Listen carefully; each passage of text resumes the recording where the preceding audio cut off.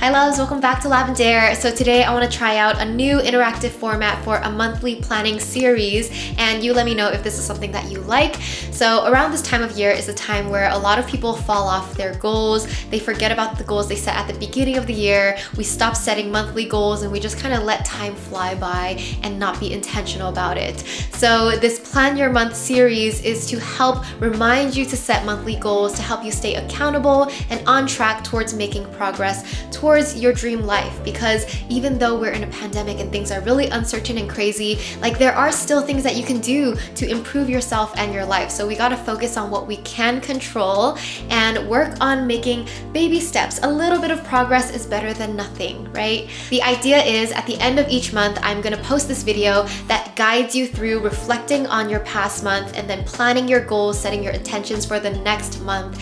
And I'm just gonna keep it simple. It's gonna be like 5 easy questions to reflect on your past month and then 5 questions and exercises to plan your goals for the next month. This format is loosely based off the goal book in the Artist of Life workbook, but I've added some extra prompts to it. So if you have the workbook, then you can use this to journal along with, but if you don't have the workbook, that's fine. Just use any normal notebook that you have. Please give this video a thumbs up if you like the idea of the series, and also make sure you subscribe and click that bell so you're notified of all the updates, because we're gonna be working on our goals each month. All right, so first let's do our May review. So describe the past month in one word. Next, jot down some highlights from the past month that you want to appreciate and remember forever. Next, what was one thing you learned this past month? What is one thing you're proud of from the past month? Next, what is one mistake or weakness from the past month, and what will you do to improve on that next month? So if you're doing this along with me, comment down below with the one thing that you're proud of doing in May. All right, so now I'm gonna share my answers for my monthly review for May. If you're not interested in hearing my answers, that's totally fine. You can skip over to this timestamp on the screen to continue planning for June.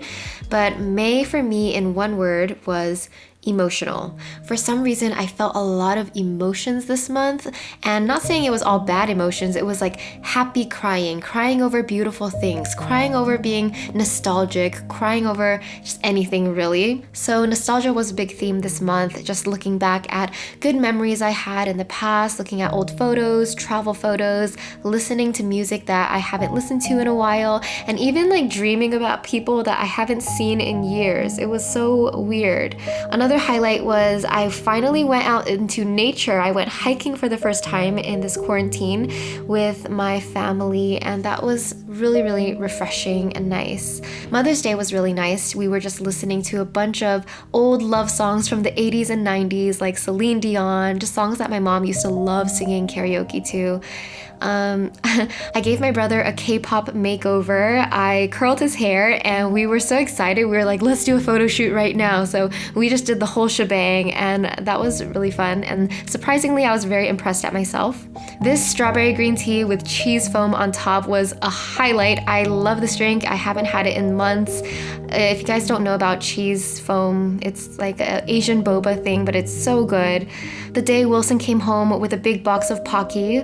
I did a bunch of dance workouts. I love Miley on YouTube, and her Despacito video, for some reason, it just got me feeling the feels. Like I felt like I was in a sweaty, hot summer Latin country dancing the night away. But that was just me getting emotional again. Dressing up to go nowhere. I also did like a YouTube takeover for the YouTube creators channel. I did a fun IG live. Moving on, one thing I learned this past month was I got a lot better at my astrology practice, because I did my first unofficial reading for my cousin, and doing readings for other people. Obviously, I'm still a beginner, but it was a chance for me to practice my skills connecting all these meanings, and it's just a fun hobby of mine.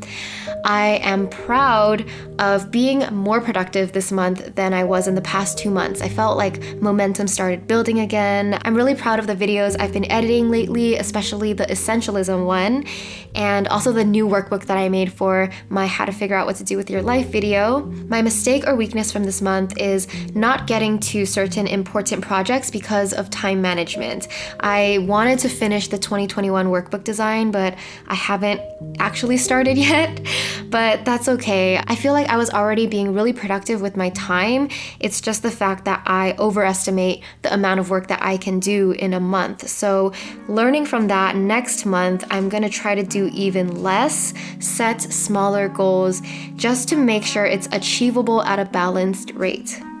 Moving on, let's plan for June. So let's set our intentions first. June will be blank, and fill in the blank. Next, decide on your top 3 goals for June. After that, do you have any mini goals, any habits or fun activities that you want to do during this month as well? So now that you have your top 3 goals and your mini goals that you want to do this month, it's time to break those goals down on a weekly basis. So create a weekly breakdown for what you want to achieve at the end of each week. So at the end of each one, what will that look like? And then at the end of week 2, end of week 3, and so on. Lastly, take this time to put things down in your calendar. So look at your breakdown of your goals and mini goals that you want to do and schedule them in so you actually make them happen. All right, so I'm gonna plan for June. So for me, I wrote June will be bright because it's the beginning of summer and I love the vibes of June.